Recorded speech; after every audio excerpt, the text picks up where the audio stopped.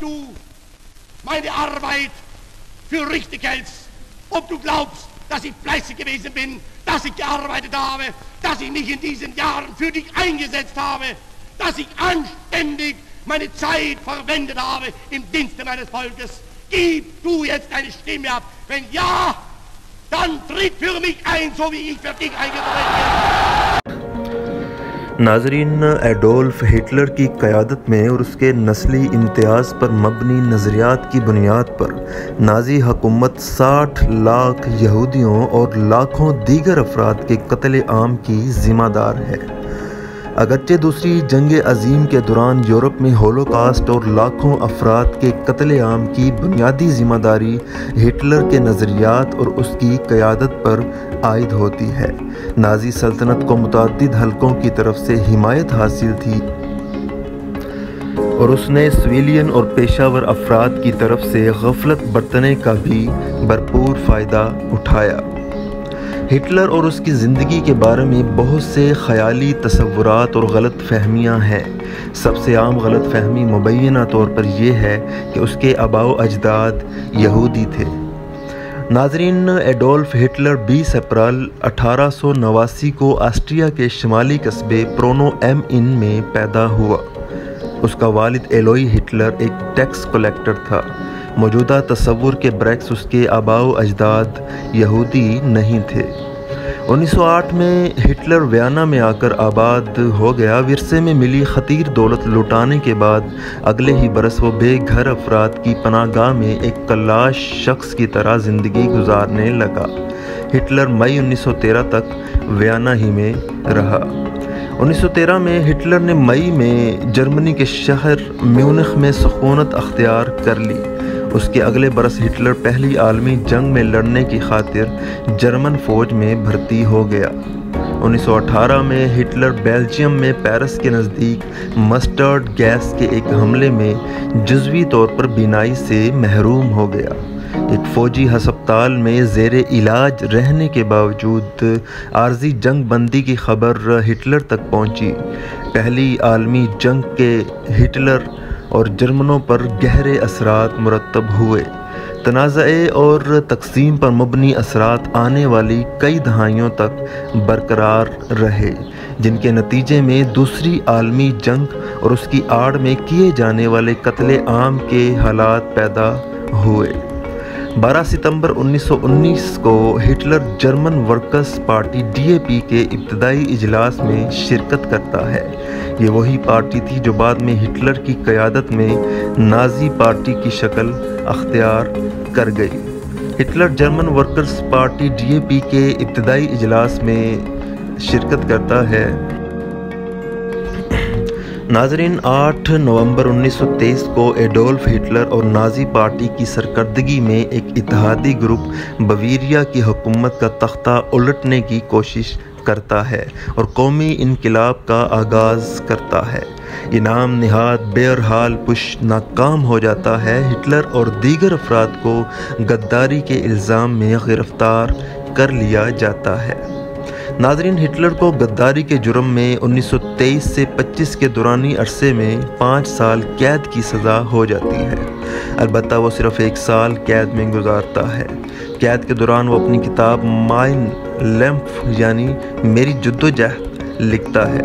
یہ مشہور کتاب نازیزم کے اہم حصوں اور اس کے نسلی نظریات کو فروغ دینے میں اہم کردار ادا کرتی ہے۔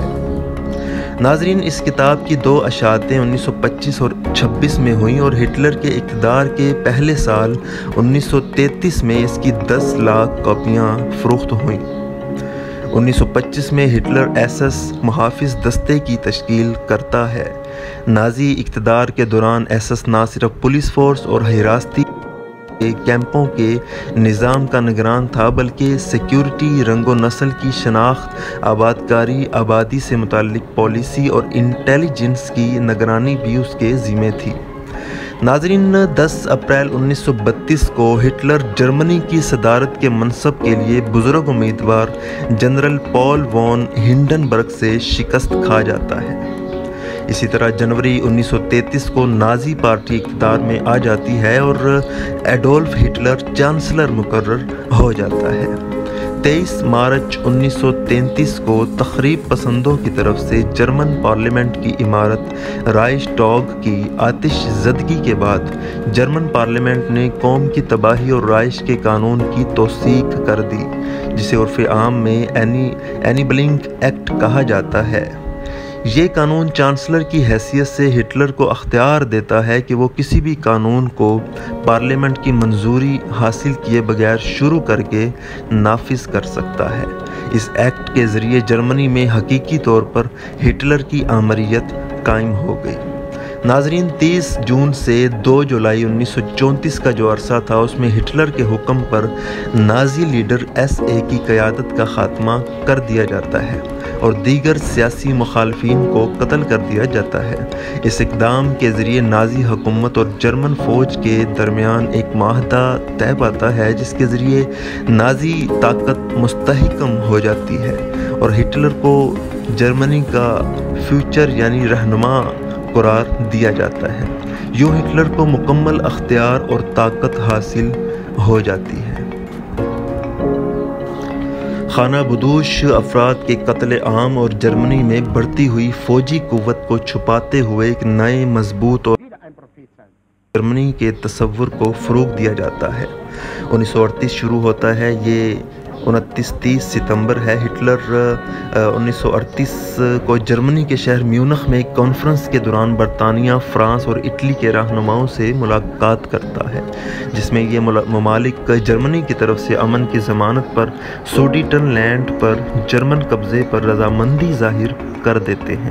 اس کے 6 ماہ بعد ہٹلر چیکوسلاویا ریاست پر چڑھائی کر دیتا ہے۔ ناظرین، 12 مارچ 1938 کو جرمن فوجیں آسٹریا کی طرف مارچ کرتی ہیں۔ جرمن فوجیں دوپہر کے وقت آسٹریا جرمن سرحد پر واقع ہٹلر کے آبائی شہر برونو آن دا ان پار کر لیتی ہیں۔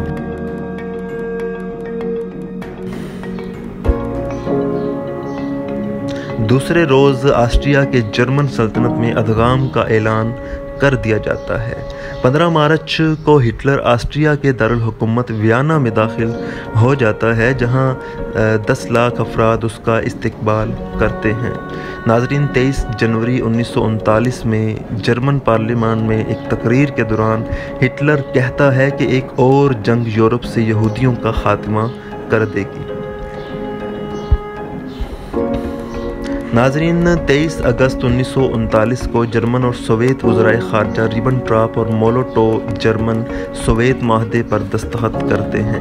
اس معاہدے کی بنیادی شق 10 برس تک عدم جارحیت کا سمجھوتا تھا، جس کے مطابق اس پر دستخط کرنے والا ہر ملک اس مدت کے دوران کسی ملک پر حملہ نہیں کرے گا۔ ناظرین، 1 ستمبر 1939 کو نازی جرمنی پولینڈ پر حملہ کرتا ہے اور یوں دوسری عالمی جنگ کا آغاز کرتا ہے۔ ناظرین، موسم خزاں 1939 یا کہہ سکتے ہیں کہ جنوری 1940 میں اس کے اوائل میں ایڈولف ہٹلر رحم دلانہ موت کے پروگرام پر خفیہ طور پر دستخط کرتا ہے۔ اس پروگرام کے مطابق جرمنی اور اس کے زیر تسلط ملکوں میں رہنے والے ذہنی اور جسمانی معذوری کے مریضوں کو موت دے دی جاتی ہے۔ یہ واحد واقعہ ہے جس میں ہٹلر نے قتل عام کے اجازت نامے پر دستخط کیے۔ 1941 میں ایڈولف ہٹلر، ہائنرش ہیملر، رائنہارڈ ہیڈرچ اور دیگر کلیتی جرمن حکام یورپ کے یہودیوں کی نسل کشی کا فیصلہ کرتے ہیں۔ ناظرین، 22 جون 1941 کا دن ہے اور جرمن فوج آپریشن باربیروسا کے تحت سوویت یونین پر حملہ کرتی ہے۔ یورپ میں اپنی فتوحات کے برعکس ہٹلر اور دیگر نازی لیڈر سوویت یونین کے خلاف جنگ کو نسلی اور نظریاتی سطح پر دیکھتے تھے۔ 11 ستمبر 1941 کو پرل ہاربر پر جاپانی حملے کے نتیجے میں نازی جرمنی اور اس کا حلیف ملک اٹلی امریکہ کے خلاف اعلان جنگ کر دیتے ہیں۔ باوجود اس کے کہ امریکہ نے جنگ کا اعلان صرف سلطنت جاپان کے خلاف کیا تھا، اس کے 1 سال کے اندر امریکہ کی زمینی فوج کے دستے شمالی افریقہ میں جرمن فوجوں کے خلاف لڑے۔ ناظرین 9 جون 1942 ہے اور ہٹلر ایسس کے سیکنڈ ان کمانڈ راینہارڈ ہیڈرچ کی موت کے بعد چیک آبادی کے خلاف تادیبی کارروائیوں کا حکم دیتا ہے۔ لیڈچ اور لیزاکی قصبے مکمل طور پر تباہ کر دیے جاتے ہیں اور ان کے شہریوں کا یا تو قتل عام کیا جاتا ہے یا پھر انہیں جلا وطن کر دیا جاتا ہے۔ یہ 31 جنوری سے 2 فروری کے دن ہے 1943 ہے۔ کئی ماہ تک جاری رہنے والی شدید لڑائی اور بھاری جانی نقصان کے بعد دوسری عالمی جنگ ایک نازک موڑ میں داخل ہوتی ہے اور جرمن فوج کے باقی ماندہ 91,000 فوجی سٹالن گراڈ کے مقام پر ہتھیار ڈال دیتے ہیں۔ یوں ہٹلر کا سوویت یونین کو شکست دینے کا خواب ریزہ ریزہ ہو جاتا ہے۔ ناظرین 6 جون 1944 ہے اور اتحادی فوجیں فرانس کی نارمنڈی ساحلوں پر کامیابی سے اتر جاتی ہیں اور اب جرمنوں اور ہٹلر کی حکومت کے خلاف دوسرا محاذ کھول دیتی ہیں۔ 20 جولائی 1944 کو ہٹلر فوجی اور سول اہلکاروں کی طرف سے قتل کی کوشش میں بچ جاتا ہے۔ اس کوشش کی ناکامی اور متوقع طور پر حکومت کا تختہ الٹنے کے منصوبے کی وجہ سے 7,000 کے لگ بھگ افراد گرفتار کر لیے جاتے ہیں اور 5,000 کو موت کے گھاٹ اتار دیا جاتا ہے۔ ناظرین 30 اپریل 1945 ہے۔ ہٹلر پیش قدمی کرنے والی سوویت فوجوں کی طرف سے گرفتار ہونے کے بجائے برلن کے ایک بنکر میں خودکشی کر لیتا ہے۔ یہ 1945 ہے اور بین الاقوامی فوجی عدالت IMT فیصلہ کرتی ہے کہ ایڈولف ہٹلر، ہائنریچ ہیملر اور جوزف گوئبلز پر ان کی عدم موجودگی میں مقدمہ نہیں چلایا جائے گا۔ ان تینوں اشخاص نے جنگ ختم ہونے سے پہلے ہی خودکشی کر لی تھی۔ بین الاقوامی فوجی عدالت نے یہ فیصلہ اس لیے کیا کہ مقدمہ چلائے جانے کی صورت میں یہ تاثر پیدا ہو سکتا تھا کہ یہ تینوں افراد اب بھی زندہ ہیں۔ ناظرین یہ تھے اڈولف ہٹلر کی زندگی کے کچھ چیدہ واقعات۔ امید ہے آپ کو ویڈیو پسند آئی ہوگی۔ پاکیزہ ٹی وی کو سبسکرائب کر لیجئے اور بیل آئیکن کو کلک لازمی کیجئے تاکہ آپ کے پاس نوٹیفیکیشنز پہنچتے رہیں۔